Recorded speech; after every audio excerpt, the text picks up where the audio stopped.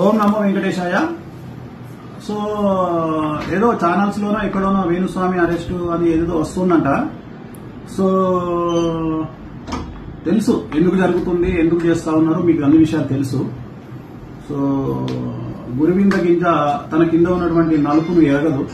So నేను ఇప్పుడేం మాట్లాడను, టైం తీసుకొని చాలా విషయాలు మాట్లాడదాం, తప్పకుండా మాట్లాడదాము, చాలా విషయాలు మాట్లాడాలి.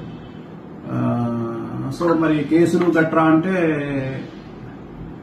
హీరోయిన్లను ఈ మధ్య కాలంలో ఒక పొలిటీషియన్ ఒక లేడీని మాలో మెంబర్ ఉన్నటువంటి అమ్మాయిని కూడా బండబూతులు తిడుతున్నటువంటి సందర్భాలు మనం చూస్తా ఉన్నాం. అలాగే ఒకప్పుడు పవర్ స్టార్ పవన్ కళ్యాణ్ గారిని ఎలా ఆడుకున్నారో అన్ని చూసినాము.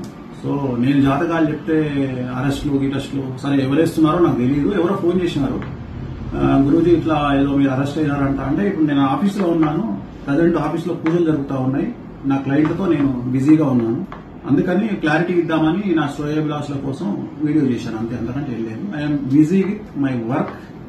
భగవంతుని దయ వల్ల, మీడియా దయ వల్ల, సోషల్ మీడియా దయ వల్ల, వాళ్ళ యొక్క ప్రేమ వల్ల ఇంకా రెట్టింపు పనితో నా పనిలో నేను బిజీగా ఉన్నాను, రెట్టింపు పనిలో ఉన్నాను. సో నా పని నేను చేసుకుంటా ఉన్నాను. ఇంతకుముందు కొద్దిగా ఫ్యామిలీకి టైం ఇచ్చేవాడిని, ఇప్పుడు ఫ్యామిలీ కూడా టైం ఇయ్యలేని పరిస్థితికి నేను నెట్టబడ్డాను. అది కొద్దిగా బాధగా ఉంది.